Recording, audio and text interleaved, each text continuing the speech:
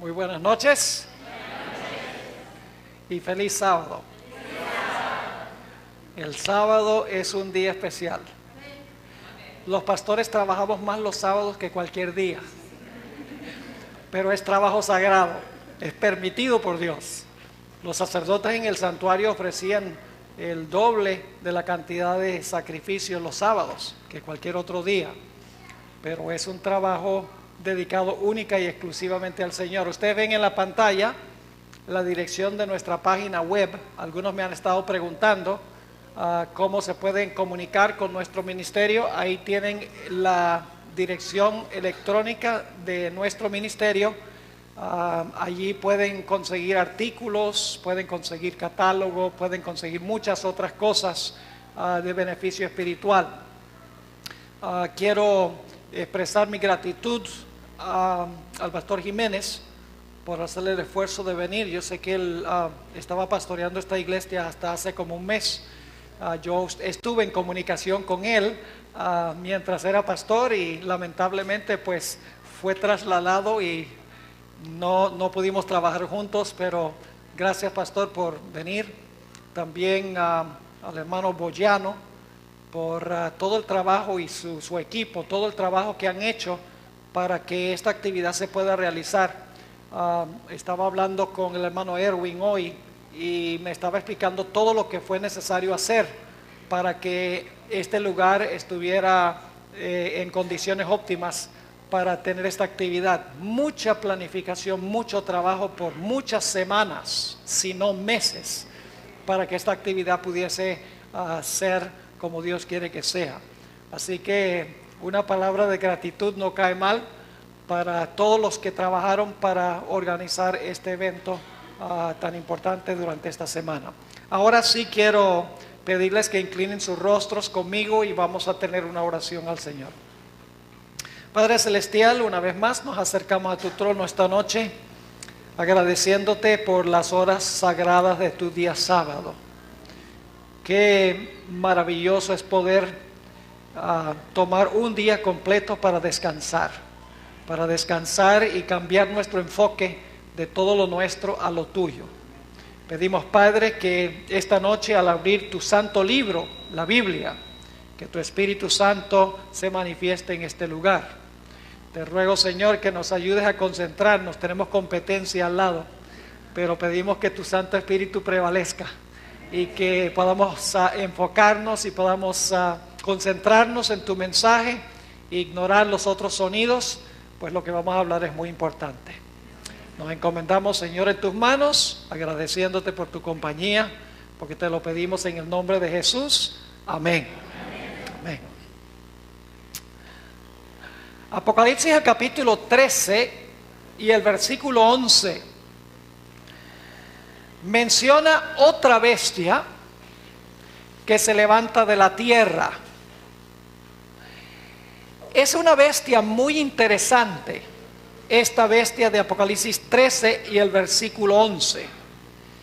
Quiero leer ese versículo y luego vamos a comenzar nuestro estudio. Apocalipsis 13 y el versículo 11. Ayer estudiamos en cuanto a la primera bestia, la que gobernó 42 meses, que persiguió a los santos y que habló blasfemias contra el Altísimo, que recibió una herida mortal después de los 1260 años y cuya herida será sanada. Pero hoy queremos estudiar en cuanto a otra bestia que se levanta después de esta. Note lo que dice Apocalipsis 13 y el versículo 11. Después vi otra bestia que subía de la tierra y tenía 2 cuernos semejantes a los de un cordero, pero hablaba como un dragón. Una bestia muy interesante. Ahora, quiero mencionar al comenzar que esta bestia es diferente que todas las demás bestias, porque esta bestia, en vez de pelear con la bestia anterior, lo que hace es ayudarle a la bestia anterior a recuperar el poder que perdió cuando recibió la herida mortal.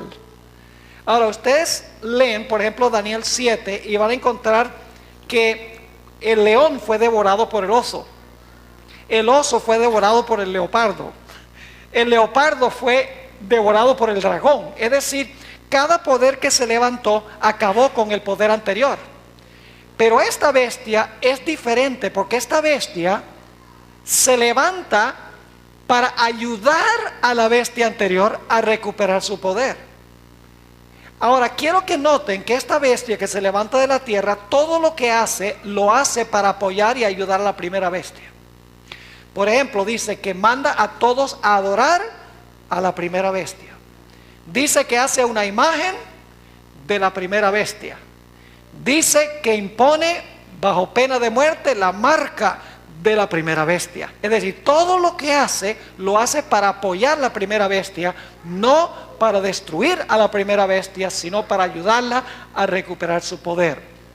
Dos veces en Apocalipsis 13, 11 al 18, dice que esta bestia lo que hace en presencia de la primera bestia. Es decir, quiere impresionar a la primera bestia y quiere ayudar a la primera bestia a recuperar su poder.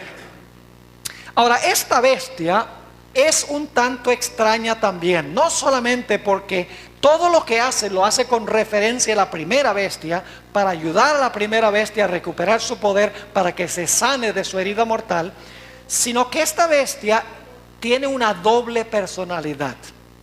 A mí me gusta decir que es una bestia esquizofrénica, porque la profecía dice que habla como un cordero, ¿cierto? Ah, bueno, ok, nada más quería ver si ustedes están conmigo. Dice que tiene dos cuernos, como de ¿qué? De cordero, pero habla como un dragón. Ahora yo pregunto, ¿en qué se parece un cordero a un dragón? En nada.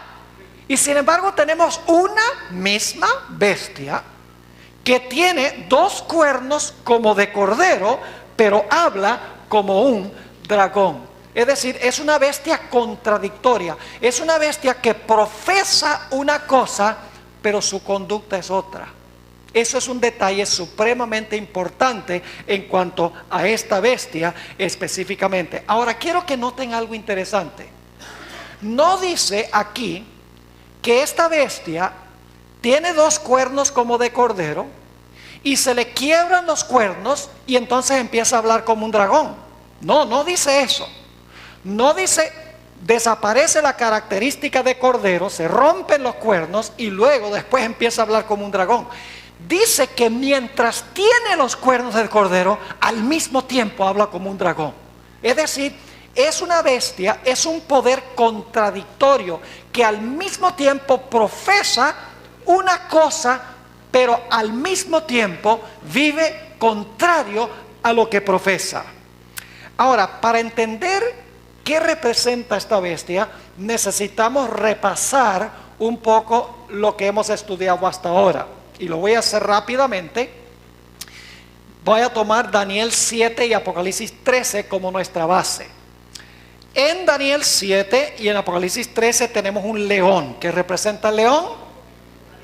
Babilonia. Bueno, eso estuvo débil, como que no cenaron. ¿El león representa qué? Babilonia. Luego tenemos un oso. ¿Qué representa el oso? Medo-Persia. Luego tenemos un leopardo. ¿Qué representa el leopardo? Grecia. Luego tenemos una bestia espantosa y terrible, un dragón. ¿Que representa qué? El Imperio Romano. Y luego, ¿cuántos cuernos le sale a ese dragón? Le salen 10 cuernos. Roma se dividió, que son las divisiones que encontramos hoy en Europa. Y luego, en medio de los 10 se levanta un ¿qué? Un cuerno pequeño, que es lo mismo que la bestia, vimos, de Apocalipsis el capítulo 13. ¿Y cuánto tiempo gobierna el cuerno pequeño o la bestia? Gobierna 1260 ¿qué? Años. Pero cuando terminan los 1260 años, ¿qué sucede con la bestia o el cuerno pequeño? Recibe una herida mortal. ¿En qué fecha? 1798. Ahora, ustedes dicen, ¿por qué repasamos eso? Por una razón muy sencilla. Y es que la profecía nos dice que esta bestia que se levanta de la tierra se levanta cuando la primera bestia cae. Es, en otras palabras, un poder que se levanta alrededor del año 1798. Porque esta bestia se levanta de la tierra cuando la primera bestia recibe su herida mortal. Ahora, vamos a leer Apocalipsis 13 para que se den cuenta que es así. Apocalipsis 13 y el versículo 10 y también el versículo 11. Apocalipsis 13, 10 y 11. Dice aquí, si alguno lleva en cautividad, va en cautividad. Si alguno mata a espada debe ser ¿qué? Debe ser muerto. ¿Esa es la herida mortal? Claro que sí. ¿Con qué fue herida la bestia? Con la espada. ¿La espada de quién? Del poder civil. Es decir, la bestia usaba la espada del poder civil para matar y para perseguir. Esa espada se le quitó y el Estado se le volcó en contra en la Revolución Francesa, y cuando el Papa Pío VI fue llevado cautivo, la bestia perdió su poder, recibió una herida mortal. Y luego, note lo que dice el versículo 11.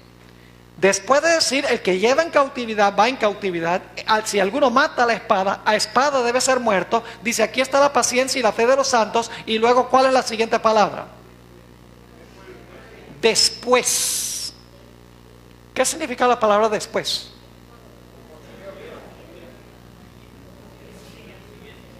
¿Al mismo tiempo se levanta? No. La primera bestia recibe su herida mortal y luego ¿qué sucede? Se levanta esta. Dice, después vi otra bestia que subía de la tierra y tenía 2 cuernos semejantes a los de un cordero, pero hablaba como un dragón. Entonces yo pregunto, ¿esta bestia que se levanta de la tierra se levanta cuando la primera bestia cae? ¿Después que la primera bestia cae? Claramente la profecía dice que tiene que levantarse después. Ahora, ¿en qué fecha recibió la primera bestia su herida mortal? En 1798. Entonces, ¿cuándo debemos buscar el cumplimiento de este poder? Debe ser en algún momento alrededor del año 1798. Ahora, necesito explicar algo. No debemos esperar que este poder se levante, cae el poder o la bestia e inmediatamente en 1798 se levanta el otro poder. Porque lo que sucedía en la Biblia era que el león gobernaba, pero hacia el final de su periodo, la siguiente nación estaba cobrando poder. ¿Me están entendiendo lo que estoy diciendo? Es decir, el primer poder estaba menguando mientras que el otro estaba creciendo.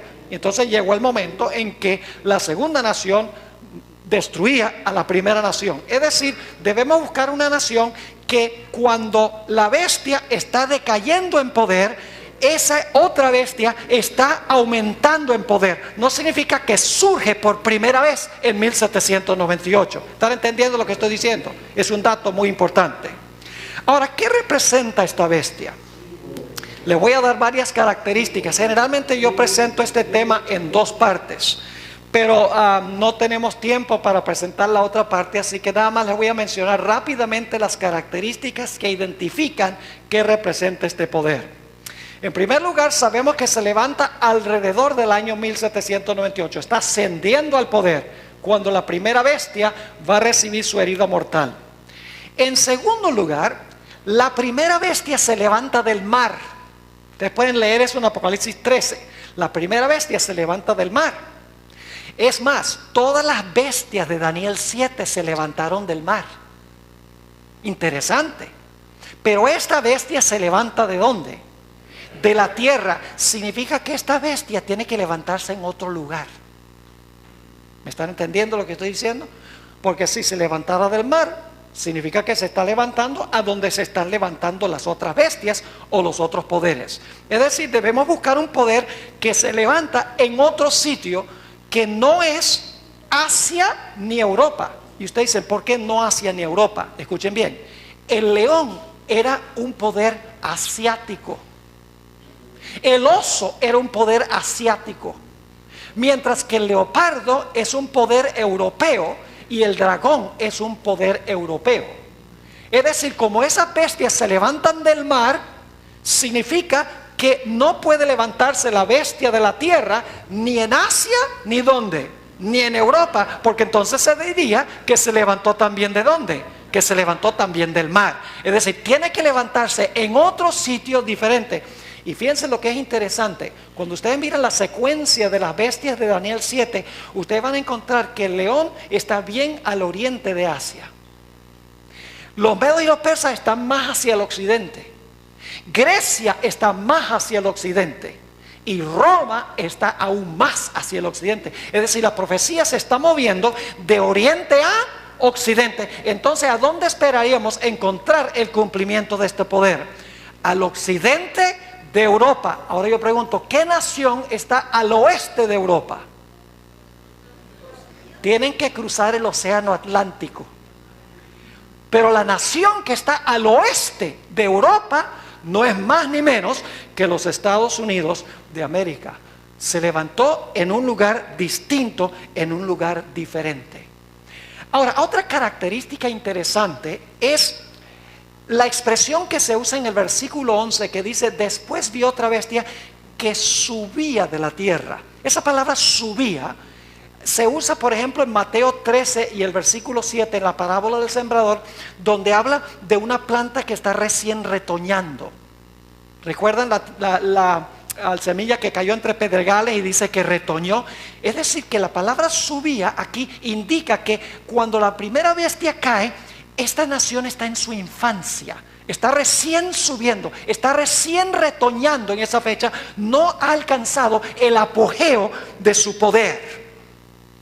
Ahora, otra característica es que nos dice la Biblia que esta nación, por lo menos al comienzo de su historia, el territorio a donde surgió, ayudó a la iglesia que era perseguida en Europa. Y ustedes dicen, ¿cómo es eso? No tenemos tiempo de estudiar la profecía, pero les voy a sintetizar. En Apocalipsis el capítulo 12 y el versículo 15 y el versículo 15 y parte del 16 dice que la mujer tuvo que huir al desierto y el dragón echó agua de su boca para tratar de ahogar a la mujer. Es decir, la mujer representa a la iglesia. Durante los 1260 años, el dragón a través del cuerno pequeño está tratando de destruir a la iglesia. Pero luego dice que la tierra ayudó a la mujer y se tragó las aguas de la persecución. Es decir, que en algún momento antes de surgir esta nación, el territorio donde se levantó la nación le proveyó refugio a los que estaban siendo perseguidos en Europa. Yo pregunto, ¿sucedió eso con los Estados Unidos? ¿Le proveyó refugio a los que eran perseguidos en Europa? Exactamente se cumplió como dice la profecía. Otra característica es que este poder es contemporáneo con el poder anterior. Es decir, es una potencia mundial que gobierna al mismo tiempo que la primera bestia. La primera bestia no desaparece, sino que simultáneamente esta segunda bestia gobierna y ayuda a la primera bestia a recuperar su poder. Son dos sistemas mundiales o globales que existen lado a lado. Yo pregunto, hoy en día existe la iglesia romana que gobernó durante los 1260 años, ¿está recuperando su poder lentamente? Sí. ¿Existe también los Estados Unidos de América como una potencia mundial, una potencia política mundial? Claro que sí. Lado a lado, como dice la profecía. Además de eso, la profecía de Apocalipsis 13 enfatiza que esta nación va a ser una nación poderosa, una potencia global, económicamente, porque va a prohibir comprar y vender. Va a ser una potencia mundial políticamente, porque va a mandar a todos a adorar a la primera bestia. Y va a ser un poder de gran poderío militar, porque dice que cualquiera que no esté dispuesto de hacer lo que dice, va a ser ¿qué? Va a ser muerto. Es decir, va a ser una nación que tiene alcance y que tiene poderío e influencia mundial. Yo pregunto, ¿los Estados Unidos cuadra con esa descripción? Exactamente. Mis amigos, no hay ninguna duda que esta nación que se menciona en Apocalipsis 13 y el versículo 11 representa a los Estados Unidos de América.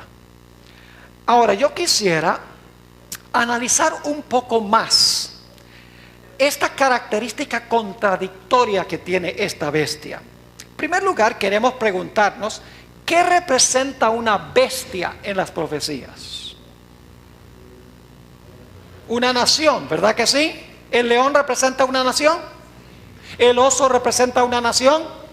¿El leopardo representa una nación? ¿El dragón representa una nación? ¿El carnero de Daniel 8 representa una nación? Claro. ¿El macho cabrío representa una nación? Sí. En las profecías encontramos que las bestias representan ¿qué cosa? Representan naciones. Entonces yo les pregunto, ¿esta bestia que se levanta de la tierra también debe representar una nación? Claro que sí, porque bestias representan naciones.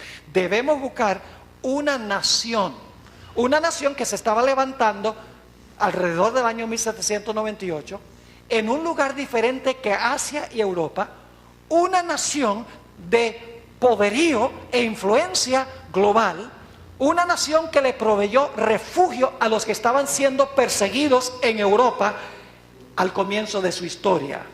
Quiero leerles una cita de Adam Clark, es un comentarista bíblico, no es adventista, pero dice lo siguiente: ya que hemos demostrado que una bestia representa un reino o un imperio, el ascenso de esta segunda bestia debe representar el ascenso de otro imperio. Fíjese qué interesante, dice, como hemos visto que todas las demás bestias representan imperios, dice, el ascenso de esta bestia de la tierra debe representar que se está levantando un ¿qué? Se está levantando un imperio. Ahora, ustedes notan que esta bestia que representa una nación o representa un imperio, tiene dos cuernos que son como ¿de qué? De cordero. Ahora, necesitamos preguntarnos, ¿qué representan cuernos en la profecía? Sabemos que bestias representan nación, es decir, esta bestia tiene que representar una nación que hemos identificado como los Estados Unidos. Pero quiero preguntarles, ¿qué representan cuernos? Permítame leerles otra cita del mismo comentarista, Adam Clark. Fíjense lo que dice. Está hablando de la bestia de los 10 cuernos. Dice, así como la bestia con 7 cabezas tenía 10 cuernos, y estos cuernos representan los muchos reinos que se aliaron para apoyar a la iglesia latina, es decir, a la iglesia romana. De la misma manera, los 2 cuernos que tiene esta bestia que se levanta de la tierra deben representar 2 reinos. Pues si los cuernos de una bestia representan reinos en una parte de Apocalipsis, este símbolo también debe representar reinos cuando se usa en forma similar en otras partes del mismo libro. ¿Están entendiendo lo que está diciendo? Dice, mire, si decimos que los 10 cuernos que estaban en la cabeza del dragón y de la bestia representan 10 reinos, entonces estos 2 cuernos también deben representar ¿qué? Deben representar reinos. Y ustedes seguramente algunos están confundidos diciendo, pero pastor, usted está diciendo que esto representa una nación, porque es una sola bestia, una nación que se compone de 2 reinos. Vamos a un texto bíblico que nos explica esto. Vayan conmigo a Daniel el capítulo 8. Daniel el capítulo 8. ¿Cómo podemos tener una sola nación con 2 reinos? Eso es lo que queremos contestar ahora. Daniel el capítulo 8, y vamos a leer el versículo 3 y luego vamos a leer también el versículo 20. Daniel 8:3 está hablando del levantar de una bestia, un carnero, que es un cordero macho. Dice allí, alcé los ojos y miré, y he aquí un carnero. ¿Cuántas bestias? Uno, un solo carnero. Y sigue diciendo que estaba delante del río y tenía ¿qué? 2 cuernos. Y aunque los cuernos eran altos, uno era más alto que el otro, y el más alto creció después. Así que tenemos una bestia que es un carnero, pero el carnero tiene 2 ¿qué? Tiene 2 cuernos. Ahora, ¿qué representan esta bestia y los 2 cuernos? Versículo 20 lo explica. Dice, en cuanto al carnero que viste, que tenía 2 cuernos, estos son los que, estos son los reyes de Media y de Persia. Una nación que se componía de dos reinos. ¿Sí están entendiendo o no? Porque es solo un carnero, pero el carnero tiene dos cuernos. Es decir, es una nación que tiene dos reinos en esa nación. Ahora, necesitamos preguntarnos, ¿qué clase de cuernos tiene esta bestia de Apocalipsis, el capítulo 13? Es una clave muy importante para entender lo que Dios nos quiere enseñar. ¿Saben que este versículo, Apocalipsis 13:11, es el único versículo de la Biblia que nos explica la clase de cuernos que tiene una bestia? Por ejemplo, el dragón dice que tiene 10 cuernos, pero no dice qué clase de cuernos. La bestia tiene 10 cuernos, no se dice qué clase de cuernos. La bestia de Apocalipsis 17 tiene 10 cuernos, pero no dice qué clase de cuernos. Pero esta profecía dice qué clase de cuernos eran esos dos cuernos. Dicen que eran dos cuernos como de cordero. Tiene que ser un detalle importante el decir la clase de cuernos que tiene esta bestia. Eran dos cuernos como de cordero. Y los dos cuernos representan dos ¿qué? Representan dos reinos. Ahora, quiero decirles algo en cuanto a la palabra cordero. La palabra cordero se usa 29 veces en el libro de Apocalipsis. 29 veces. Cada una de las veces que en Apocalipsis aparece la palabra cordero, se aplica a Cristo Jesús. Es decir, que estos dos cuernos como de cordero deben tener algo relacionado con ¿quién? Algo relacionado con Jesús. Porque son dos cuernos como de cordero. Y en Apocalipsis el cordero es ¿quién? Es Jesús. ¿Será que estos dos cuernos representan los dos reinos que reconoció Cristo Jesús? Yo creo que sí. Ahora, antes de hablar un poco sobre los dos cuernos, que son los reinos que reconoció el Señor Jesucristo, los dos reinos que reconoció el Señor Jesucristo, el Cordero de Dios, quiero recalcar nuevamente que esta bestia es una bestia contradictoria. Dice, tiene dos cuernos como de cordero, pero habla como un dragón. Yo pregunto, ¿los cuernos como de cordero es el lado positivo de esta bestia? ¿Es el lado positivo? ¿Los cuernos como de cordero? Sí, porque se hace un contraste, dice, tenía dos cuernos como de cordero, pero hablaba como un dragón. Es decir, su conducta es contraria a lo que representan esos dos cuernos. Que los dos cuernos son dos reinos. Y como el Señor Jesucristo es representado como el Cordero, debe ser dos reinos que reconoció Cristo Jesús, el Cordero de Dios. Y por lo tanto nos preguntamos, ¿cuáles son los dos reinos que reconoció Cristo, el Cordero de Dios? Ustedes saben la respuesta. Vamos a Mateo el capítulo 22. Mateo el capítulo 22 y el versículo 15 al 21.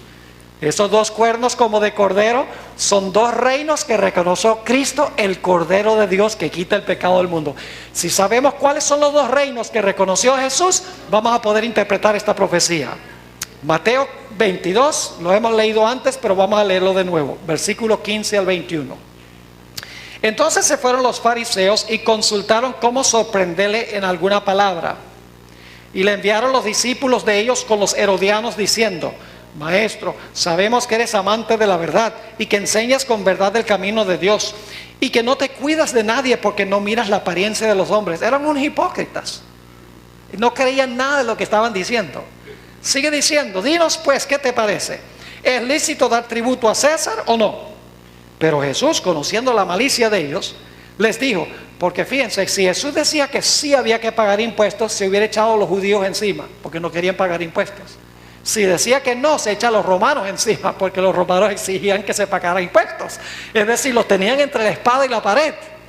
Pero Jesús no se iba a dejar atrapar. Y por lo tanto, dice en el versículo 18, pero Jesús, conociendo la malicia de ellos, les dijo, ¿por qué me tentáis, hipócritas? Mostradme la moneda del tributo. Y ellos le presentaron un denario. Entonces les dijo, ¿de quién es esta imagen? Es decir, la cara de quién está en esta moneda. Y la inscripción, el nombre de quién. Le dijeron, ¿de quién? Le dijeron, de César.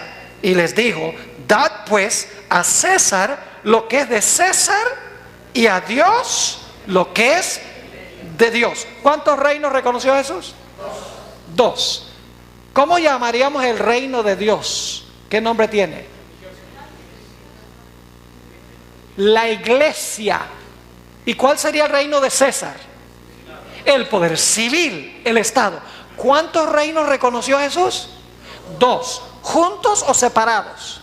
Separados. Dice, tenemos una responsabilidad con César y tenemos una responsabilidad con Dios. No dice, mira, dale a Dios lo de César y a César dale lo de Dios. No. Dice, César tiene un deber de tu parte, que obedezca las leyes civiles, y Dios tiene también su ley que Él espera que tú observes y que tú guardes por amor a Él.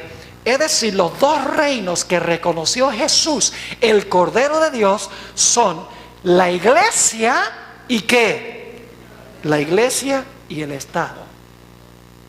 Ahora, algunas cosas que voy a mencionar esta noche serán repaso, porque hay algunas personas que no estuvieron aquí en las noches anteriores. No entiendo por qué. Yo sé que tenían cosas importantes que hacer. Ahora, vamos a repasar lo que sucedió cuando Pilato tuvo la entrevista personal con Jesús. Juan 18 y el versículo 36. Juan 18 y el versículo 36. Jesús está en privado con Pilato. Y quiero que noten que Jesús, otra vez, no solamente dijo, dad a César lo que es de César y a Dios lo que es de Dios, pero en este versículo también reconoce que hay dos reinos. Dice aquí en Juan 18 y el versículo 36, respondió Jesús, ¿mi reino qué?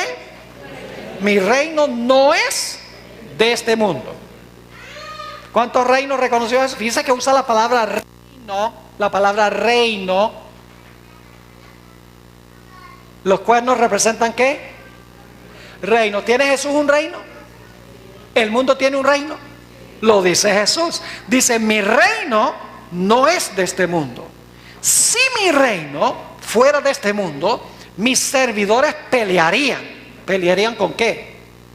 Con la espada literal, para que yo no fuera entregado a los judíos. Pero mi reino no es ¿qué? No es de aquí. ¿Quién estableció el reino civil? Dios. ¿Quién estableció la iglesia? Dios. Vamos a anotar Juan, el capítulo 19 y el versículo 11. Juan 19 y el versículo 11.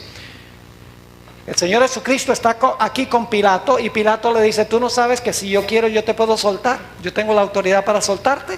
Y fíjense lo que le dijo Jesús, Juan 19 y el versículo 11.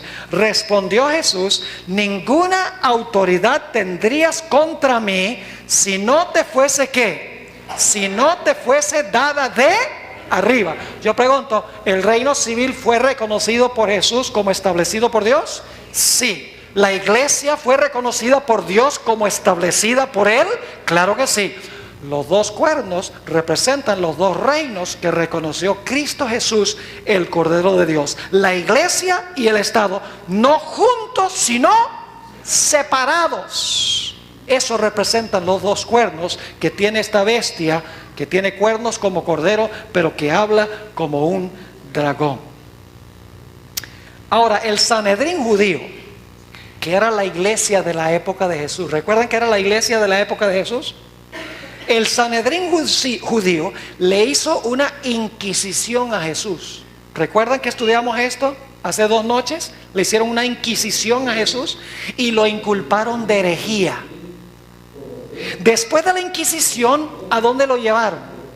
Lo llevaron a donde Pilato, porque ellos no podían ejecutar la sentencia de muerte, necesitaban la ayuda del poder civil. Así que fueron donde Pilato y Pilato pronunció contra él la sentencia de muerte, pero instigado por la iglesia de aquella época. Es decir, la iglesia judía de esa época necesitaba la espada del Estado para acabar con el hereje según las ideas de ellos. ¿Están entendiendo lo que estoy diciendo? ¿Saben que Pilato entendió mejor que los judíos la idea de los dos reinos? Fíjense lo que dice en San Juan 18 y el versículo 31, cuando los judíos traen allí a Jesús y dicen, este es un malhechor, queremos que lo condenes a muerte. Fíjese entonces lo que dice Pilato a los dirigentes judíos. Dice: entonces les dijo Pilatos, tomadle vosotros y juzgadle ¿qué? Según vuestra ley. ¿Pilato tenía una ley? ¿Cuál ley? La civil. ¿Está reconociendo que los judíos tenían una ley? ¿La ley de Dios? Sí. Dice: ustedes juzguenlo de acuerdo a la ley de ustedes, porque ustedes dicen que él se hizo Dios. ¿Y a mí qué es eso? Eso a mí no me va ni me viene. Que él tomó el nombre de Dios en vano. Yo no sirvo al Dios de ustedes.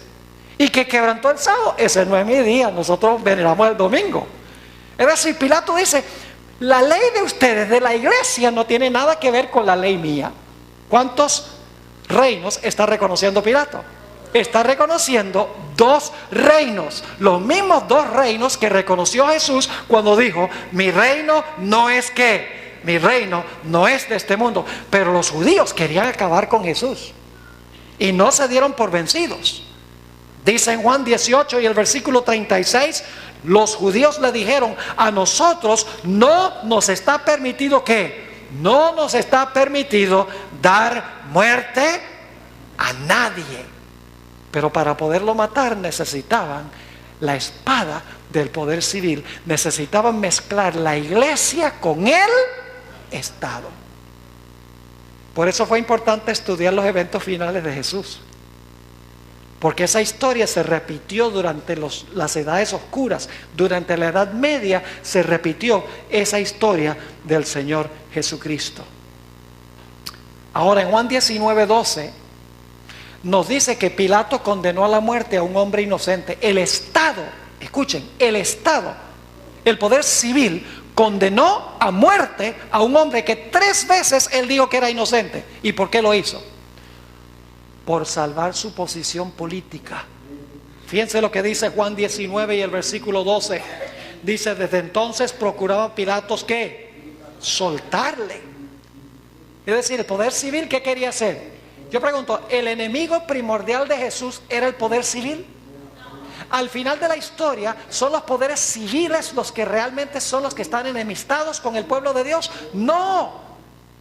Es la iglesia instigando al Estado para acabar con los que no están de acuerdo con sus enseñanzas, sus prácticas y sus doctrinas. Ha sido así desde el comienzo de la historia, mis queridos amigos. La historia de Caín y Abel es el primer ejemplo. Dios le dice a Caín y Abel: quiero que ustedes me sacrifiquen un animal, porque el animal representa el Cordero de Dios que va a venir en el futuro para salvar a la raza humana. Abel dice: si Dios pidió un cordero, yo voy a adorar como Dios manda, voy a ofrecer un animal. Pero Caín dice: ¿y por qué yo tengo que ofrecer un animal? Si yo soy agricultor, yo lo que hago es sembrar. Yo no voy a ofrecer ningún animal. Y dice que ofreció el fruto de la tierra. Pero la historia no termina allí. Cuando se dio cuenta que Dios bendijo a Abel y no lo bendijo a él. Aquí tenemos el primer conflicto que ilustra lo que estamos estudiando. Cuando se dio cuenta que Caín, que él no recibió la bendición, pero Abel sí. Y fíjense que la forma en que se supo quién recibió la bendición, según el Antiguo Testamento, fue que Dios llovió fuego del cielo y consumió el sacrificio, el holocausto de Abel. Porque siempre era la forma de Dios en el Antiguo Testamento mostrar que aceptaba el sacrificio, era lloviendo fuego sobre el altar. Y para Caín nada de fuego. ¿Y qué hizo Caín? Se enojó con el que no adoraba como él. Se enojó porque el que obedeció a Dios recibió la bendición. ¿Y qué fue lo que hizo Caín? Porque su hermano no adoraba como él, se levantó y lo mató. ¿Esa historia se repitió a través de toda la historia del mundo? Sí, y va a ser lo que va a suceder al final de la historia. Nuevamente es la iglesia la que se va a aliar con el poder civil para perseguir a aquellos que no están en armonía con la iglesia y con las enseñanzas y las prácticas específicamente de la iglesia. Ahora quiero leerles una cita del Conflicto de los Siglos, página 493. Para las visitas que están en nuestro medio, si ustedes quieren el mejor libro que jamás se haya escrito para entender las profecías, es el libro El Conflicto de los Siglos. Fuera de la Biblia, claro, Daniel y Apocalipsis, eso es lo primero que tienen que estudiar. Pero el mejor libro que yo he encontrado que expone las profecías de Daniel y Apocalipsis de una forma clara, sencilla, fácil de entender, es el libro El Conflicto de los Siglos. Es un libro que tiene más de 700 páginas de material. Relata la historia del mundo desde que se originó el pecado en el cielo hasta el momento cuando finalmente el Señor Jesucristo venga en gloria, pasen los 1000 años y haga cielos nuevos y tierra nueva. Es un libro espectacular. Fíjense lo que dice en la página 493. Pregunta la escritora: ¿cuál era en 1798 la nación del Nuevo Mundo cuyo poder estuviera entonces desarrollándose, prometiendo ser una nación fuerte y grande, capaz de atraer la atención del mundo? Pregunta ella. Ahora da la respuesta. La aplicación del símbolo no admite duda alguna. Una nación, y solo una, responde a los datos que especifica esta profecía. Incuestionablemente se trata aquí de los Estados Unidos de Norteamérica.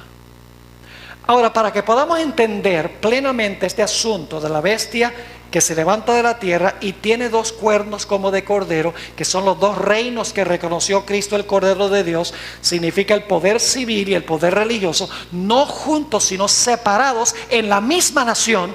Necesitamos estudiar un poquito la historia de los Estados Unidos. Así que ahora vamos a tener una clase corta sobre la historia de los Estados Unidos. Pues usted dice, pero estamos en Argentina, pastor. Pero la profecía de Apocalipsis 13, gracias a Dios, no se cumple con Argentina. Sí, gloria a Dios que no se cumpla con Argentina, ¿verdad? Pero Argentina se va a unir también con todo el mundo para hacer cumplir esta profecía, porque no solamente los Estados Unidos va a dirigir, pero todo país del globo va a participar en esto, según la profecía. Ahora, la historia de los Estados Unidos se divide en 2 grandes periodos. El primer periodo es el periodo colonial, el periodo de la colonia. Ahí a los Estados Unidos llegaron los peregrinos. Yo no sé si a ustedes les gusta la historia, para muchos es un poco aburrido, pero es la base para lo que vamos a estudiar ahora. Vamos a entender mejor qué representan los 2 cuernos y cómo se aplican a los Estados Unidos.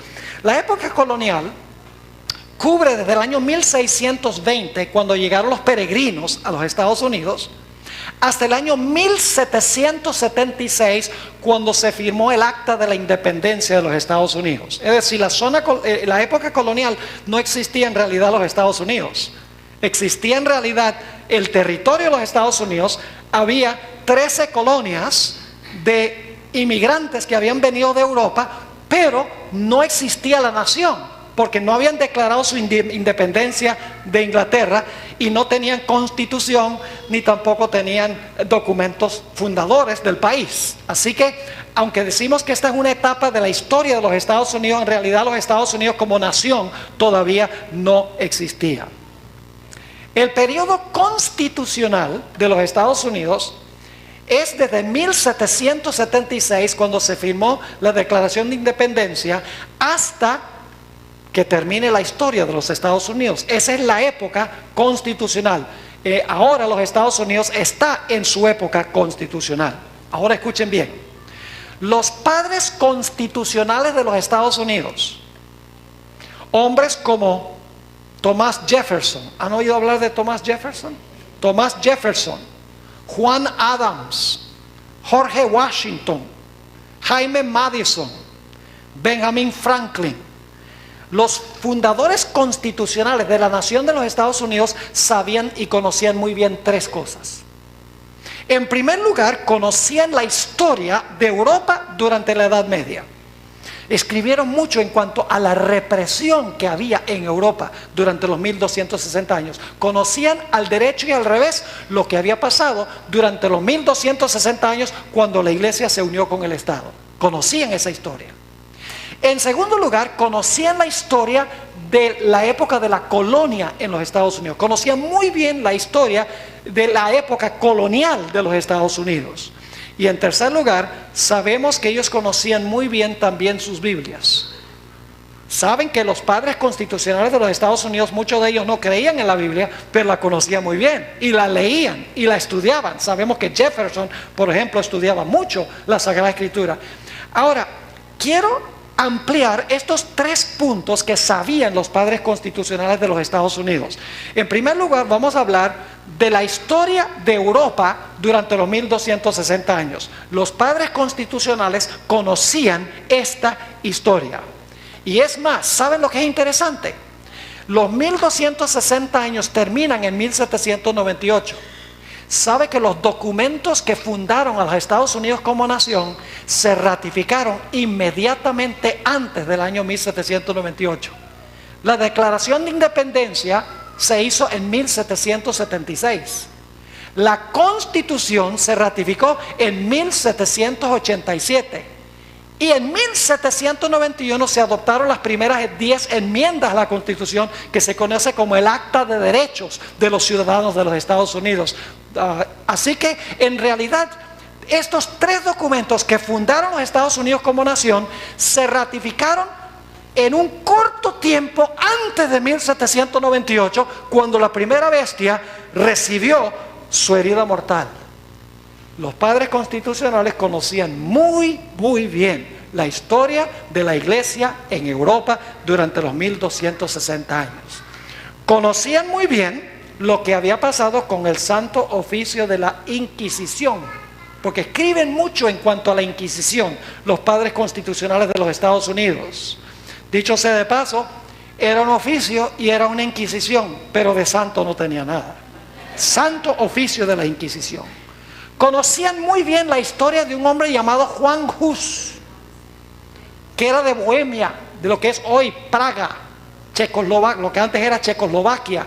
Era párroco allá y empezó a enseñar que el hombre era justificado por la fe, como luego después enseñó Lutero. Empezó a reprender la corrupción que existía en el sacerdocio, empezó a predicar el evangelio y se echó encima a los dirigentes de la iglesia romana.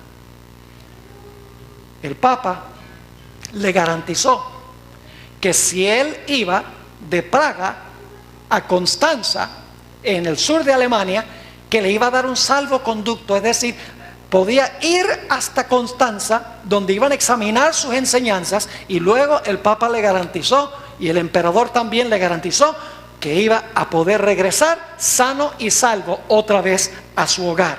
Pero cuando llegó allá a Constanza, yo he estado ahí, es algo emocionante recordar la historia estando allí en ese lugar donde se realizó esta historia que les estoy contando. Cuando llegó allá a Constanza, lo arrestaron y lo metieron al calabozo y estuvo meses preso sin que le hicieran un juicio, sin que se le declarara culpable. Cuando finalmente se le hizo un juicio, se contrataron falsos testigos, aunque él no había violado ninguna ley civil. Solamente se le puso en juicio por las convicciones de su conciencia.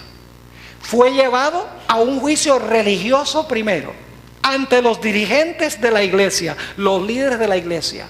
Examinaron sus enseñanzas y lo declararon hereje y pronunciaron contra él la sentencia de muerte.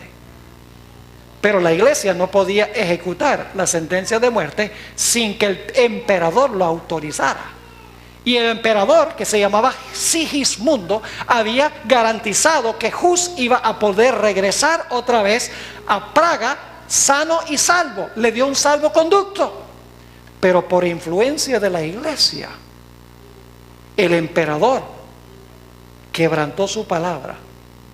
Y ahora yo les quiero contar un poco más esa historia que conocían los padres constitucionales de los Estados Unidos. Quiero leerles la descripción de Hus cuando sacaron a Hus del calabozo después de estar ahí varios meses sin haberle hecho un juicio. Lo que les voy a leer es la descripción que da el individuo que fue a Praga a llevarlo a Constanza. Un representante de la iglesia romana fue y lo buscó y lo llevó a Constanza. Se llamaba Pogio. Pogio. Y lo interesante es que cuando Pogio vio cómo trataron a Hus, Pogio se puso del lado de Hus y escribió un libro que se llama Hus el hereje, a donde se haya registrado toda esta historia. Y quiero leerles lo que él dice en cuanto a la condición de Hus cuando fue sacado del calabozo, después de estar ahí varios meses sin que se le hiciera un juicio. Dice lo siguiente, está en la página 19 de su libro, Hus el hereje. Dice: después de un corto tiempo sacaron a Hus del calabozo y lo llevaron a un salón decente, pero sus pies por poco rehusaban llevarlo. Se tambaleaba al andar. Sus ojos apáticos no estaban acostumbrados a la luz. Sus mejillas estaban pálidas como de un muerto. Los dientes que le quedaban estaban flojos, ya que 11 de ellos se le habían caído debido a la humedad de su prisión. Las uñas de los dedos estaban terriblemente largas, porque no había podido morderlas por varias semanas. Claro, sin dientes, imagínense. Sobre su piel había una costra de mugre que emitía un hedor horrible, y su cabello marrón recaía como trenzas canosas sobre su manto podrido y rasgado. Sus zapatos se habían podrido sobre sus pies y su camisa se había desvanecido. La carne saludable que cubría sus huesos se había encogido y arrugado, y había llegado a ser un espectáculo de desgracia sin igual, irreconocible aún por aquellos que lo habían conocido antes. Los que estaban presentes se horrorizaron al verlo, y la gente compasiva le prepararon un baño, le trajeron camisas y ropa y le dieron alimentos nutritivos, por los cuales él solo podía darles las gracias con ojos llenos de lágrimas. ¿Cómo les parece? Sin haberle hecho un juicio, en el calabozo por meses, nada más porque estuvo dispuesto de enseñar lo que su conciencia le dictaba y practicar lo que su conciencia le dictaba. No había violado ninguna ley civil, no se le acusó de haber violado ninguna ley civil. Todas las acusaciones eran de índole religiosa. Y ahora fíjense lo que es interesante. Después que lo bañan y lo visten, lo llevan para hacerle la inquisición en un tribunal religioso. Voy a leerles otra vez del libro de Pogio, Hus el hereje, página 28. Yo tengo un ejemplar de este libro, es una historia fascinante. Uno no puede leer la historia sin que le salgan a uno lágrimas de los ojos. Dice en la página 28: cuando el reloj marcó las 8 de la mañana y las campanas de la iglesia repicaban, ahora escuchen quiénes fueron allí para el juicio. La procesión de obispos, cardenales y padres eclesiásticos y diputados se dirigió hacia la iglesia, a donde había sido colocada una silla para Hus, alrededor de la cual se acomodaron las sillas de los caballeros. ¿Quiénes son los que estaban ahí para ese juicio? Dice: los obispos, los cardenales y los padres eclesiásticos. Pogio estuvo presente allí, y dice que cuando Hus trató de hablar, que se formó una gritería que le hacía recordar lo que había pasado con el Señor Jesucristo, cuando el Señor Jesucristo estaba ante la turba que estaba diciendo: crucifícale, crucifícale. Finalmente, según Pogio, se cayó el ambiente y se le permitió hablar a Hus. Y quiero que noten lo que dijo Hus, porque es muy significativo a la luz de lo que hemos estado hablando sobre la espada. Esto se encuentra en la página 41 de su libro. Estaba hablando Hus a esos dirigentes religiosos y les dice: Dios le dio a Pedro, su discípulo, la llave para abrir los corazones y el cielo de la fe, pero no le concedió la espada para matar, así como ustedes matan a todos aquellos que evaden y rechazan sus doctrinas mundanas. Dice: Dios le dio a Pedro la capacidad de abrir el reino de la fe, el cielo, pero no le concedió ¿qué? La espada, dice él, para matar a todos aquellos que evaden y rechazan sus doctrinas mundanas. Se le hizo el juicio religioso y se tomó el voto entre los dignatarios religiosos que estaban presentes allí. Poggio anotó el número de votos y cuál fue la decisión. 31 de los presentes votaron que Hus no era culpable. Interesante. 11 votaron que era culpable y que se le debía excomulgar. Pero 45 dijeron que era culpable de todos los cargos y que merecía la sentencia de muerte. Quiero leerles ahora lo que dijo un conde que estaba presente allí. Apeló al emperador porque Sigismundo había prometido que Hus iba a poder regresar otra vez a su tierra sano y salvo. Le había dado un salvoconducto. Y este conde Schlum se paró delante del emperador, y quiero que noten cómo se dirigió a él. Esto está en la página 63 del libro.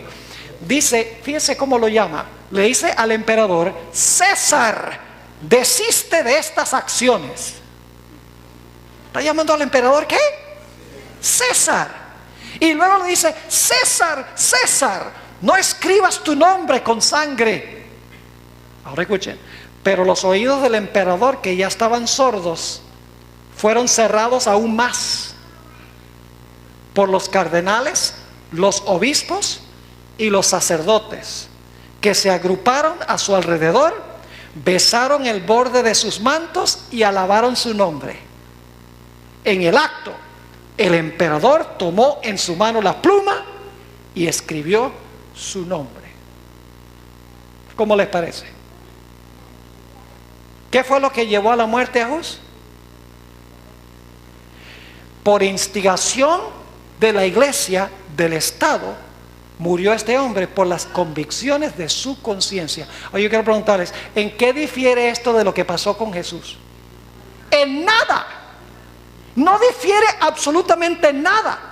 Siempre a través de la historia, cuando la iglesia ha usado la espada del poder civil, el resultado ha sido siempre la persecución. Y yo quiero decirles, yo he estado allí, donde tienen una piedra grande, a donde Hus fue quemado vivo, fue quemado en la hoguera, y mientras moría estaba cantando himnos a Dios. El emperador firmó el decreto de muerte el 5 de julio del año 1415. Yo he tenido el privilegio de visitar el Palacio de la Inquisición en la ciudad de Lima, Perú. Yo no sé si algunos de ustedes han ido ahí. Yo he ido 2 veces allá al Palacio de la Inquisición. Tienen un lugar a donde uno puede entrar y ver los implementos que se usaban para torturar a los herejes. Es impresionante escuchar cómo la guía turística, uno entra a la cámara de tortura y están los diferentes implementos que se usaban para torturar. Y la guía turística, 2 veces he tenido una mujer, una joven, y sencillamente dice: mire, los que estaban en desacuerdo con la iglesia, los colocaban, por ejemplo, en una mesa con los brazos y las piernas extendidos, con cuerdas en las manos y en los pies, y entonces tenían una rueda y hacían que el cuerpo, que los brazos se separaran finalmente de las piernas y quedaban desmembrado el cuerpo.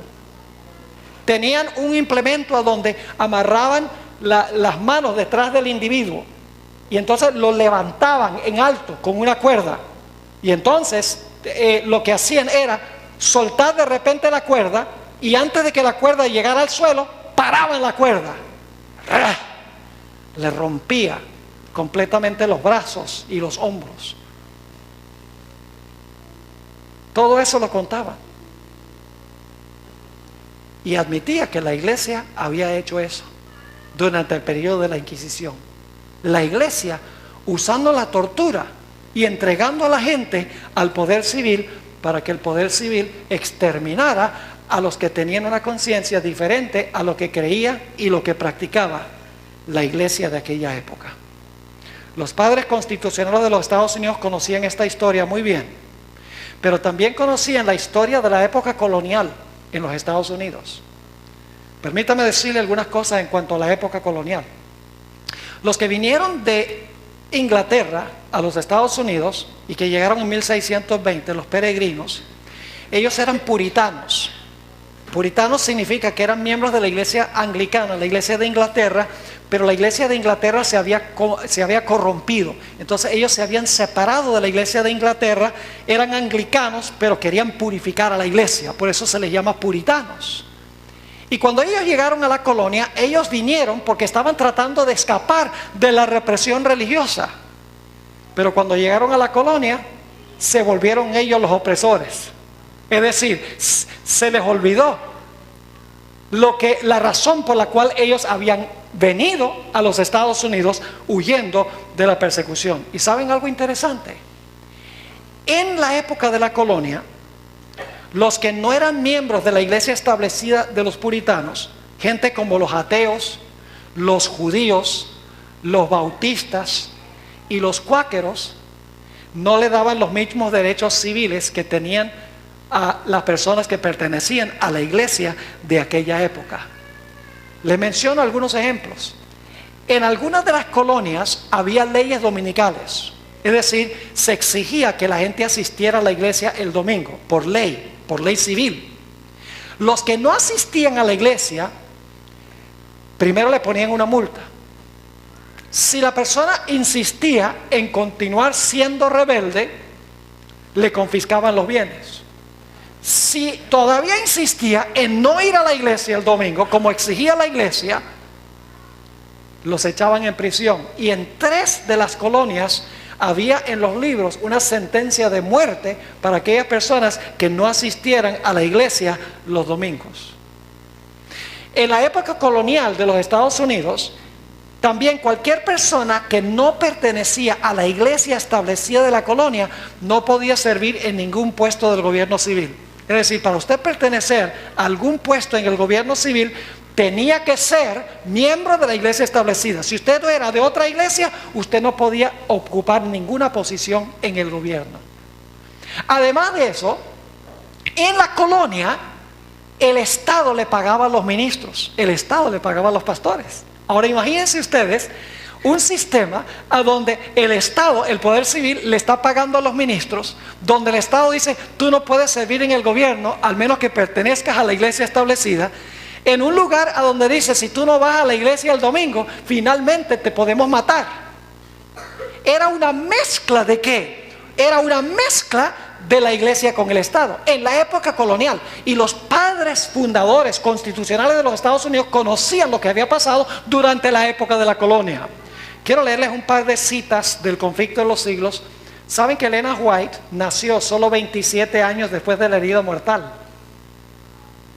es decir, muy poco tiempo después que el papado recibió su herida mortal. La hermana White nació y fue llamada para ser la mensajera de Dios cuando tenía 17 años, en diciembre de 1844. Escuchen lo que ella dice en la página 337 del libro El Conflicto de los Siglos. Dice, los colonos acordaron que solamente los miembros de la iglesia tendrían voz en el gobierno civil.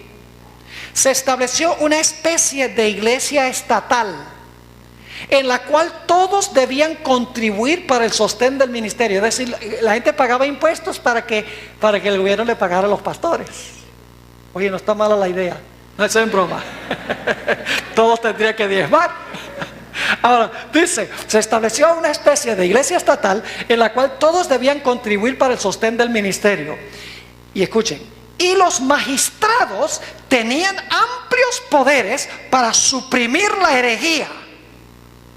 De esta manera, el poder secular quedaba en manos de la iglesia, y no se hizo esperar mucho el resultado inevitable de semejantes medidas, la persecución.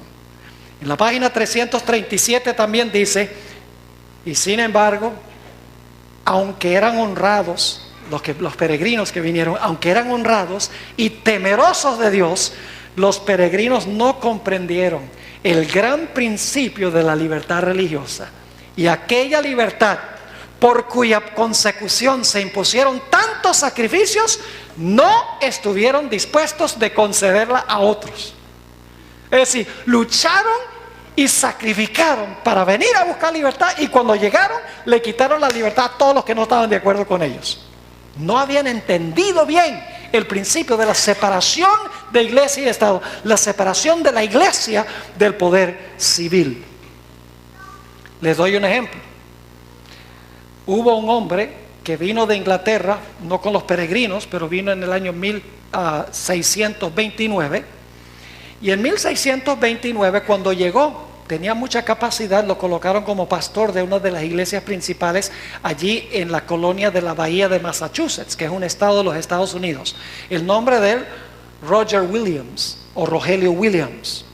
Pero él, en realidad, es el primero que yo sepa que entendía plenamente este asunto de la importancia de separar la iglesia del Estado y lo que es en verdad libertad civil y libertad religiosa. Y él empezó a enseñarlo en su iglesia, en la colonia. Empezó a enseñar que el poder civil no debía tener nada que ver con la iglesia, y la iglesia debía mantenerse separada del poder civil. Cada uno debía existir, cada uno debía funcionar, pero dentro de su esfera. ¿Saben qué más enseñó? Los colonos, si querían tener la tierra de los indios, a quienes les pertenecía la tierra, porque no era de los colonos mataban a los indios y se apropiaban de la propiedad. Y Roger Williams dijo: no, señor, si ustedes quieren la tierra de los indios, ustedes se la compran, y si ellos no la quieren vender, mala suerte, es de ellos, pero ustedes tienen que respetar los derechos de ellos. Interesante. Y claro, también se echó encima a la gente por esa enseñanza. Y por lo tanto, y esta es una historia fascinante, yo he leído varios libros sobre la biografía de Rogelio Williams. Finalmente, en el año 1535, ya los líderes religiosos no se lo aguantaban más y dieron una orden de destierro. Ahora escuchen bien, la orden de destierro era algo muy serio en la colonia. Los colonistas odiaban, por ejemplo, los cuáqueros. Los cuáqueros eran una religión medio extraña, medio rara. El presidente Nixon, si algunos recuerdan, el presidente Nixon es el único presidente cuáquero que ha tenido los Estados Unidos. Ahora, los cuáqueros, siempre los colonos les encantaba dar un decreto de destierro para ellos, porque no los podían pasar. Ahora, si se daba una orden de destierro contra un cuáquero, y el cuáquero regresaba para visitar a su familia y lo descubrían, le cortaban una oreja. Si se iba y entonces quería visitar a su familia y regresaba, le cortaban una segunda oreja. Y si lo descubrían por tercera vez, lo ejecutaban. Así que la orden de destierro era algo muy serio. Y en el año 1635 se firmó un decreto de destierro contra Rogelio Williams, y le tocó salir huyendo. Y él escribió un libro donde describe cómo fue su huida. Fue en el mes de diciembre y enero del año 1535 y 1536. Dice que era un invierno crudo, con muchísima nieve, y dice que le tocó cruzar grandes montones de nieve. Y también dijo que si no hubiera sido por los indios, se hubiera muerto, porque los indios lo refugiaron y los indios lo alimentaron. Valió la pena la inversión. Valió la pena tratarlos bien, porque si no, nunca hubiera sobrevivido. Y lo interesante es que Rogelio Williams fue a parar a un estado en los Estados Unidos que se llama Rhode Island. Es el estado más pequeño de los Estados Unidos de América, y estableció la capital.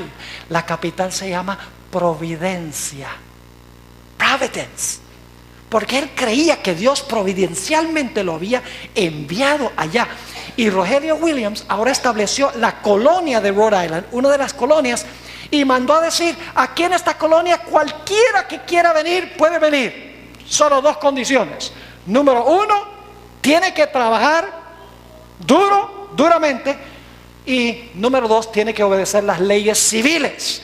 Dice: pero no me interesa de qué religión sea, puede ser católico, puede ser cuáquero, puede ser bautista, puede ser pentecostal, puede ser ateo, puede ser judío. Dice: no me interesa, cualquier religión puede venir acá, con tal que estén dispuestos de trabajar y estén dispuestos de obedecer las leyes civiles, son bienvenidos acá. Y la colonia de Rhode Island prosperó con ese plan. Los padres constitucionales de los Estados Unidos conocían muy bien la historia de la época de la colonia. Sabían lo que sucedía cuando se unía la iglesia con el Estado. Conocían muy bien la historia de la iglesia en Europa durante los 1260 años y conocían sus Biblias. Varios de los padres constitucionales en sus escritos hablan de cómo Jesús fue muerto por una alianza entre la iglesia apóstata de la época y el poder civil. Conocían esa historia.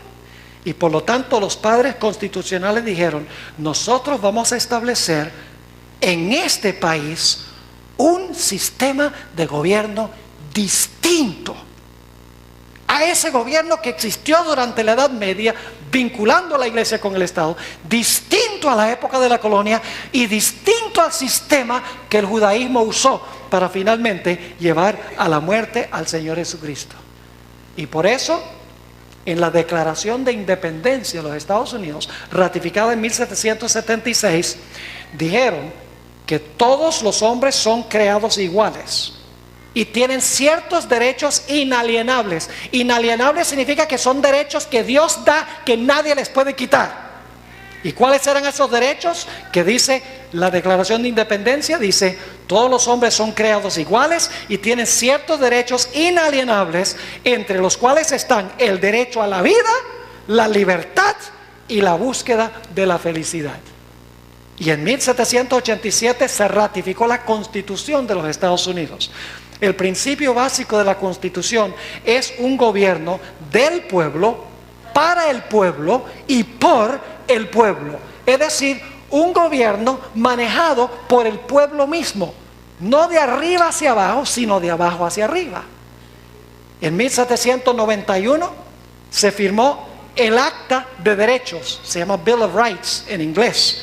Y son las primeras 10 enmiendas a la Constitución de los Estados Unidos. Y en un momento les voy a hablar de la primera enmienda, que es supremamente importante. Debo repetir nuevamente que estos documentos fundadores de los Estados Unidos se ratificaron y se aprobaron inmediatamente antes que la primera bestia recibiese su herida mortal. Es decir, cuando la bestia anterior estaba por caer, el próximo poder que lo iba a suplantar y luego a ayudar se estaba levantando al mismo tiempo. Qué interesante. Ahora, lo que querían hacer los padres constitucionales de los Estados Unidos fue un experimento revolucionario. Porque en la Edad Media todo el poder fluía de arriba hacia abajo. En asuntos civiles, si el rey decía, salta, tú decías, ¿cuán alto? En asuntos civiles, el rey mandaba de arriba hacia abajo y todo el mundo obedecía lo que decía el rey. En asuntos religiosos, si el papa decía, salta, la persona decía, ¿hasta la luna? Es decir, la persona tenía que obedecer lo que decía la iglesia, porque todo el poder fluía de arriba hacia abajo. Pero los padres constitucionales de los Estados Unidos dijeron, eso no va a pasar en esta nueva nación, porque ya hemos visto lo que sucede cuando hay ese tipo de gobierno. Dice, en este nuevo país el poder va a fluir de abajo hacia arriba. El pueblo va a nombrar sus representantes y a través de sus representantes el pueblo va a gobernar. No va a haber un rey ni va a haber un papa. En asuntos de religión habrá libertad y en asuntos civiles habrá también plena libertad. Libertad civil y libertad religiosa. Se conoce como republicanismo. No está hablando del partido republicano. Republicanismo significa un estilo de gobierno que es república. Y protestantismo, que significa libertad religiosa en la iglesia sin que un líder imponga su voluntad bajo pena de persecución. Esos fueron los dos principios que tenían los padres constitucionales. ¿Y qué está detrás de eso? La idea de que hay dos ¿qué? Dos reinos separados uno del otro. Esos son los dos cuernos como de cordero, los dos reinos que reconoció Jesús, separados. Los padres constitucionales de los Estados Unidos dijeron: aquí en esta nación va a haber dos reinos separados, cada uno va a funcionar en su esfera, no se van a mezclar, y va a haber plena libertad civil y libertad religiosa. ¡Qué tremendo! Se cumplió esto al pie de la letra. Quiero leerles otra cita del Conflicto de los Siglos, página 494, Conflicto de los Siglos 494. Dice aquí Elena White: entre los primeros expatriados cristianos que huyeron a América en busca de asilo. Ahora escuchen por qué vinieron. Vinieron por dos razones. Dice que huyeron a América en busca de asilo contra la opresión real. ¿Qué clase de opresión sería esa? Civil, ¿verdad? La opresión real y la intolerancia sacerdotal. ¿Qué sería eso? La iglesia. Vinieron a buscar libertad de la opresión real y de la intolerancia sacerdotal. Sigue diciendo. Dice: hubo muchos que resolvieron establecer un gobierno sobre un amplio fundamento de la libertad civil y religiosa. Ahí están los dos cuernos. Sus convicciones hallaron cabida en la Declaración de la Independencia, que hace resaltar la gran verdad de que todos los hombres son creados iguales y poseen ciertos derechos inalienables a la vida, a la libertad y a la búsqueda de la felicidad. Y la Constitución garantiza al pueblo el derecho de gobernarse a sí mismo y establece que los representantes elegidos por el voto popular promulguen leyes y las hagan cumplir. Ahora escuchen, además fue otorgada la libertad religiosa y cada cual se le permitió adorar a Dios según los dictados de su propia conciencia. El republicanismo, es decir, un estado sin rey, y el protestantismo, una iglesia sin papa, vinieron a ser los principios fundamentales de la nación. Y ahora escuchen cómo termina esta cita. Dice: estos principios son el secreto de su poder y su prosperidad. No es el territorio, no es el ejército, no es el dinero lo que hace que esta nación sea próspera, sino que dice ella: estos principios, los principios de dos reinos separados, libertad civil y libertad religiosa, son el secreto de su poder y su prosperidad. ¿Cómo perdería su poder y su prosperidad? Haciendo lo que se hizo en la colonia, haciendo lo que se hizo durante las edades oscuras, haciendo lo que se hizo en los días de Jesús. ¿Cuántos están entendiendo lo que estoy diciendo esta noche? Es vital. Ahora escuchen, también dice en la página 495, los fundadores de la nación procuraron con acierto que la iglesia no pudiera hacer uso del poder civil. ¿Qué hicieron los fundadores? Procuraron con acierto que la iglesia no pudiera hacer uso del poder civil, con los consabidos e inevitables resultados: la intolerancia y la persecución. Ahora permítanme leerles algunas citas de los padres constitucionales de los Estados Unidos. Primero, Benjamin Franklin. Era bonachón él. Quería que los Estados Unidos adoptara el pavo como su símbolo nacional. Gracias a Dios que no le hicieron caso. Eligieron el águila, como muchas otras naciones. Ahora escuchen, esto dijo Benjamin Franklin: cuando una religión es buena, creo que se apoyará a sí misma. Cuando una religión es buena, ¿qué? Se apoyará a sí misma. Ahora escuchen, y cuando no se apoya a sí misma y Dios no se ocupa de apoyarla, sino que los que la profesan se ven obligados a buscar la ayuda de los poderes civiles para sostenerla, es señal, creo yo, que es una religión mala. ¿Creía Benjamin Franklin en dos reinos separados? Claro que sí. Permítame leerles de Thomas Jefferson. Jefferson dijo: solo el error necesita el apoyo del Estado. La verdad se puede sostener por sí misma. Tremenda cita. Otra cita, George Washington, el primer presidente de los Estados Unidos, dijo, hablando, ustedes saben que él presidió el Congreso Constitucional, a donde se ratificó la Constitución. Él estaba allí en la silla principal presidiendo esa reunión, y él dice: nunca hubiera colocado mi firma sobre la Constitución que fue redactada por la Convención, sobre la cual tuve el honor de presidir, si hubiera albergado la menor duda de que ésta iba a poner en peligro los derechos religiosos de cualquier sociedad eclesiástica. Y si hoy pudiese concebir de algún momento en el futuro en que el gobierno general se administrase de tal manera que la libertad de conciencia estuviese en peligro, les aseguro que nadie sería más celoso que yo en establecer barreras en contra de los horrores de la tiranía espiritual y toda índole de persecución religiosa. Pues ustedes se acordarán que a menudo he expresado mi sentir de que cualquier persona que se porta como buen ciudadano y que es como buen ciudadano, ¿qué reino sería ese?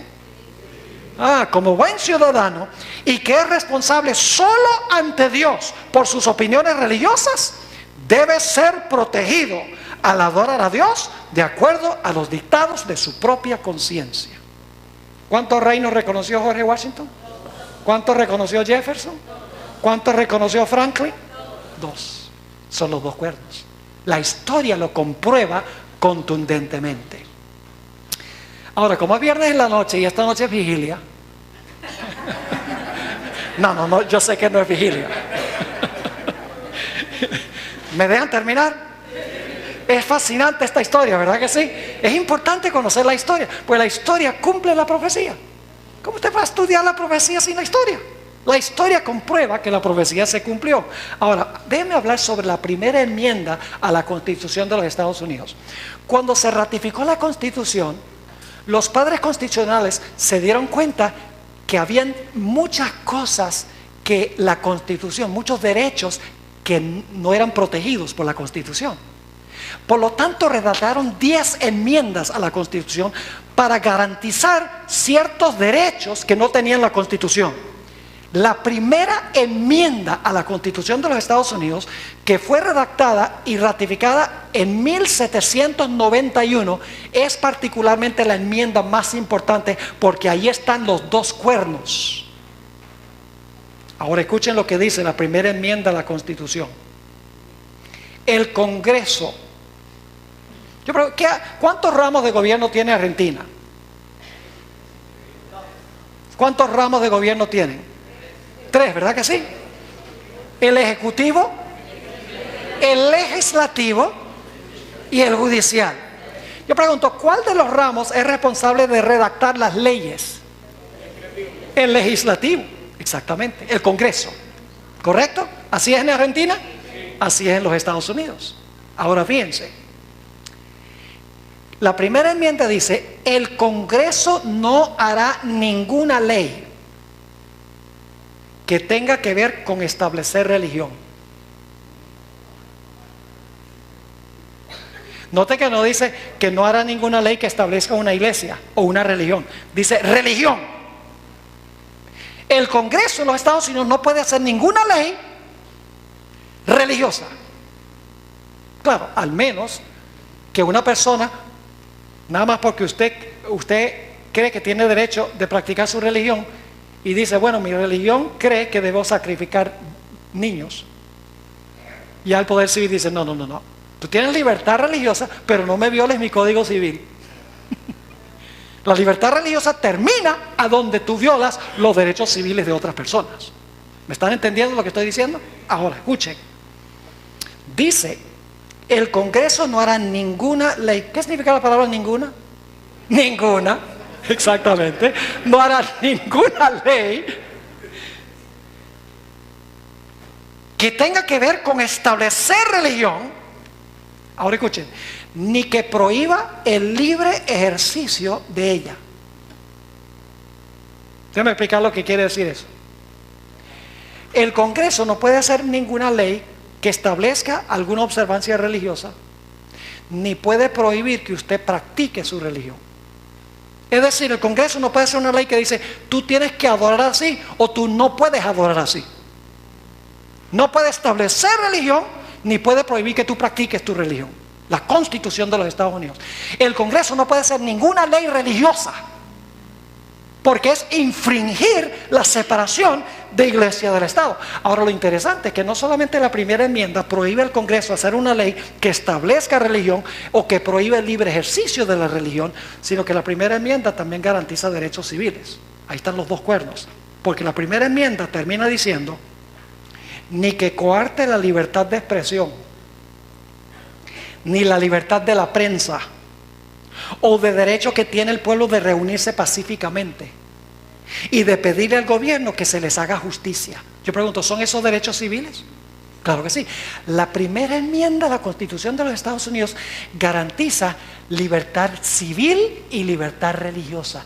En la primera enmienda a la Constitución, que es parte de la Constitución, se encuentran los dos cuernos como de cordero, y esto fue ratificado en 1791, 7 años antes de que la bestia recibiera su herida mortal.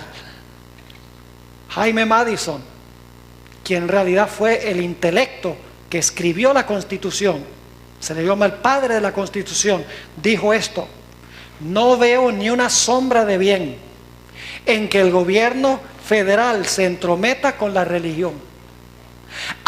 Escuchen, aún la menor interferencia del gobierno general en la religión sería una usurpación descarada. Puedo apelar a mi conducta uniforme en este asunto, que siempre he apoyado cálidamente la libertad religiosa. Quiero leerles una porción de una carta que escribió Thomas Jefferson en el año 1802. Le escribió a una sociedad bautista, se conoce como la Asociación Bautista de Danbury, porque ellos le habían escrito una carta preguntándole qué creía él en cuanto a la libertad religiosa, y él dijo lo siguiente: creyendo como ustedes que la religión es algo que debe permanecer solo entre el hombre y su Dios. ¿La religión debe qué? Es algo que debe permanecer solo entre el hombre y su Dios, y que el hombre le debe rendir cuentas tan solo a Dios por su fe y culto, y que los poderes legítimos del gobierno alcanzan tan solo a nuestras acciones y no nuestras opiniones.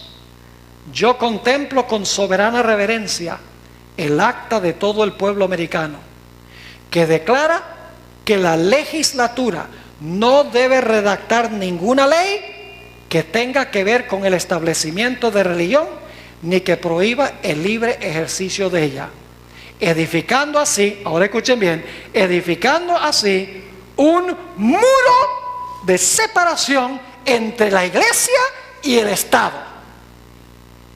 ¿Qué existe entre la iglesia y el Estado? Un muro de separación. ¿Por qué creen ustedes que en los últimos 200 años el mundo ha sido diferente que en la Edad Media? Porque este poder que persiguió no funciona, porque no puede usar a los poderes civiles del mundo. ¿Recuerdan lo que estudiamos anoche? Pero ¿qué va a suceder? La bestia con cuernos de cordero, insólito. La profecía dice que la bestia con cuernos de cordero, que al principio profesaba separar la iglesia del Estado, va a repudiar los principios de su Constitución. Ahora, no va a eliminar la Constitución. Lo que va a hacer es ratificar leyes inconstitucionales y va a decir que es constitucional. Permítanme ilustrar lo que quiero decir. ¿Saben cuál es el ramo de gobierno más poderoso en los Estados Unidos? La Corte Suprema, el Poder Judicial. Y le explico por qué. Hay 9 jueces en la Corte Suprema de los Estados Unidos. 6 son católicos romanos.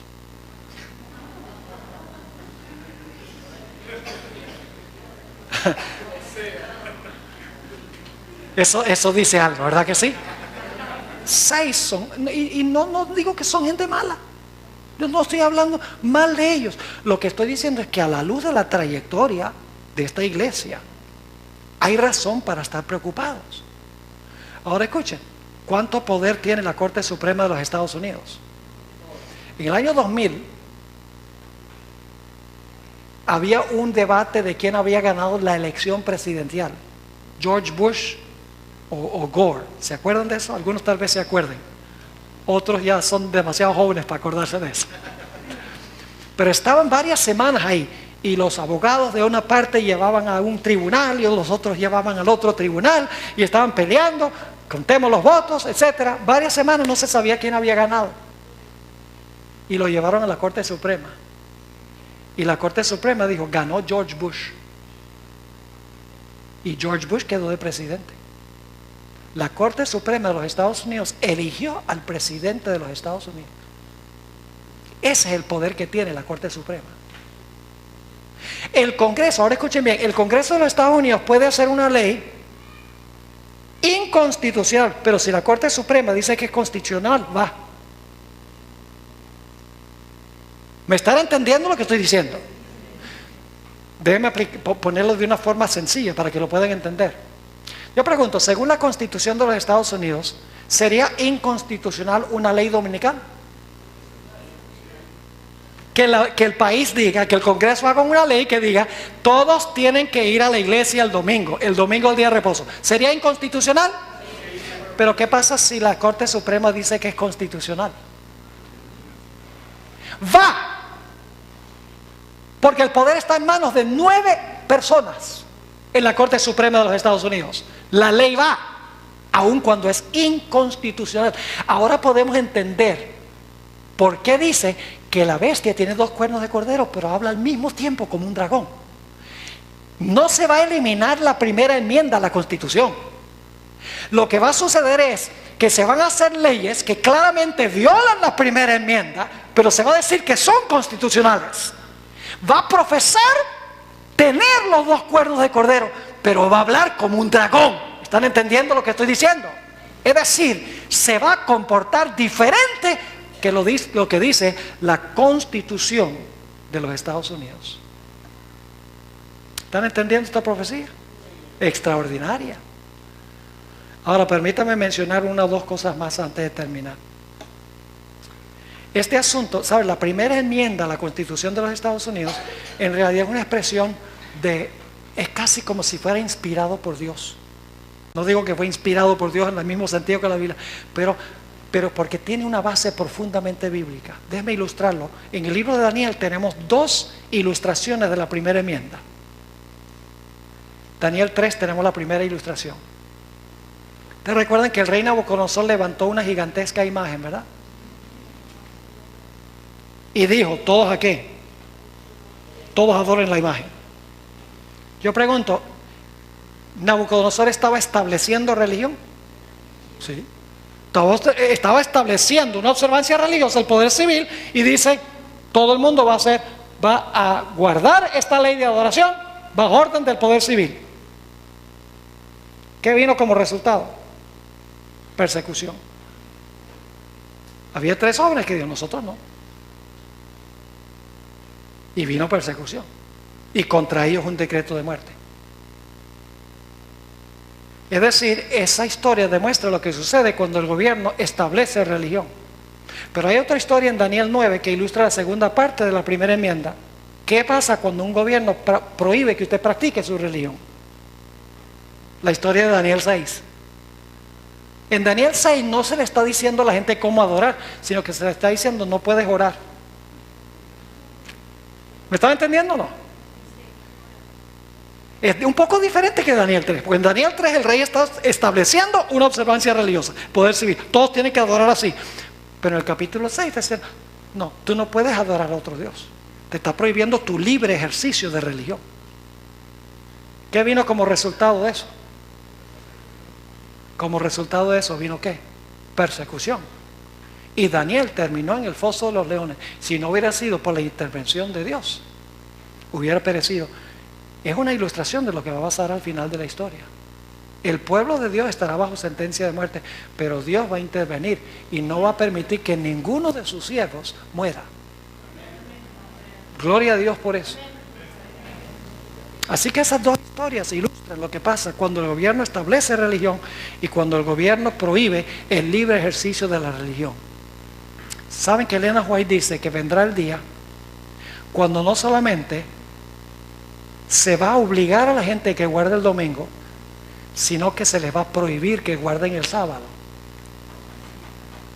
¿Es una violación de las dos cláusulas? Decir que hay que guardar el domingo es establecer religión. Decir que usted no puede guardar el sábado es prohibir el libre ejercicio de la religión. La primera enmienda a la Constitución de los Estados Unidos garantiza desde el comienzo de la nación, cuando estaba por caer el primer poder, ya esta bestia que se estaba levantando tenía 2 cuernos como de cordero. Pero la profecía dice que aún con esos 2 cuernos como de cordero, iba a terminar hablando como un dragón. Para terminar, quiero mencionarles que dice que esta bestia va a ser una imagen de la primera bestia. Ahora, ¿qué es una imagen? Una reproducción. Ahora yo pregunto, ¿qué era lo que caracterizaba primordialmente a la primera bestia? ¿Qué era la característica básica que tenía la primera bestia? ¿Unía qué? La iglesia y el Estado, ¿para hacer qué? Para perseguir. Si esta bestia va a ser una imagen de la primera bestia, significa que va a ser ¿qué cosa? Una reproducción donde se una la iglesia con el Estado, y todo el que no esté de acuerdo será reprimido y perseguido. Esa es la imagen de la bestia.